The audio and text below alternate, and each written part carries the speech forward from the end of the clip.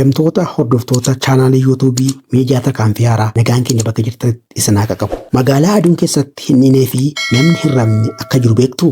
Magaalaan kun eenyu? Eessatti argamaa? Yoo na waliin turtan ni hubattu. Warreen haaraa taatan sabiskiraayib gochuun na hordofaa.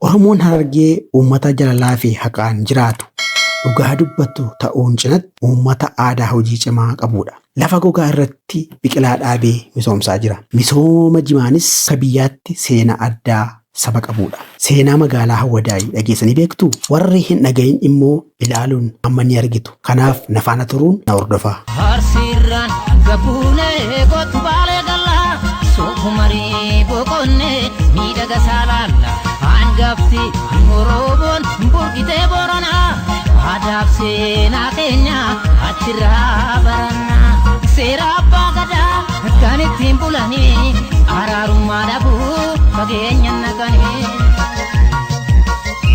Biyyi keenya Itoophiyaan bunatti aansuun madda galii sharafa alaa kan ta'e Jimaa irraa galii guddaa waggaa waggaan ni argatti. Jimaan kunis madda galii nama dhuunfaa fi maatii ta'uunis tajaajilaa jira. Oromiyaa keessaas godinni Harargee lamaan Jimaa misoomsuun galii irraa argatu.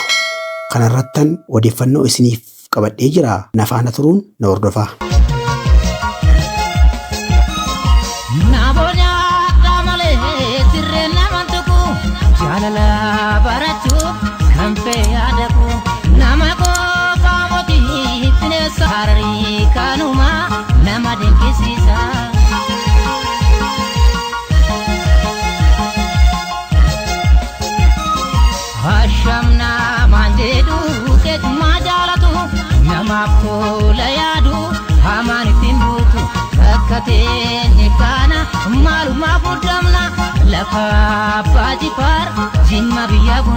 Magaalaan Hawwadaay godina Harargee Bahaa keessatti argama. Giddugala Jimaa qabdi. Giddugala kanatti sa'aatii 24 daldalli Jimaa gabaa ni raawwatama. Jimaan hidhaa tokkos hanga qarshii 30,000tti akka gurguramu odeeffannee jirra. Viidiyoo itti aanu daawwadhaa. Viidiyoo kanas halkan waa waraabameef qulqullina gahaa dhabuusaaf akka na of qulqulleessitan kabajaan isin gaafadha. Yaa bareeda walloo kan kamisee martu kan beelee kufaa igumaan argattu nakkamitti uume nisaanuma waaqni ajaa'iba walloo bareedina isaanii deemus warra baaboo ce'us warra iluu kan akka shilaallee oromtitti kaallu. Yaa bareeda walloo kan kamisee martu kan beelee kufaa igumaan argattu nakkamitti uume nisaanuma waaqni ajaa'iba walloo bareedina isaanii ajaa'iba walloo bareedina isaanii.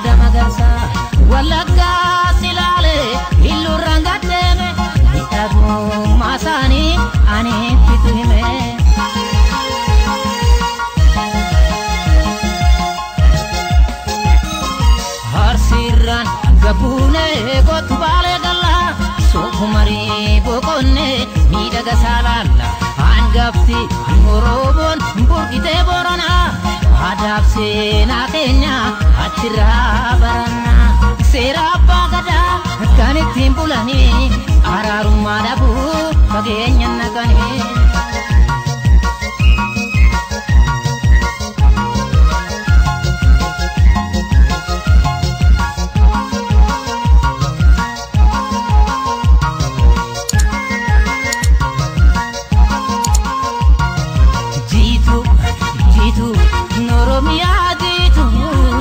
Harbiya ko baguma ko taate bakka dhaloota ko jiitu Oromiyaa jiitu dara harbiya ko baga kan ko taate bakka dhaloota ko.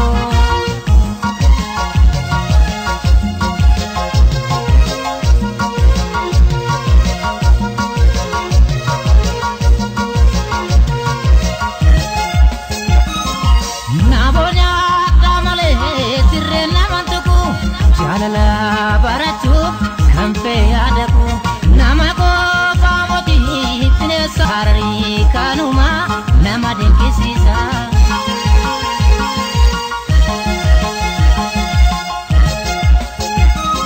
Hashamna mandeedu keetumaa jaalatu namaaf tola yaadu hamaan ittiin buutu akka teenye kana maalumaaf muddamna.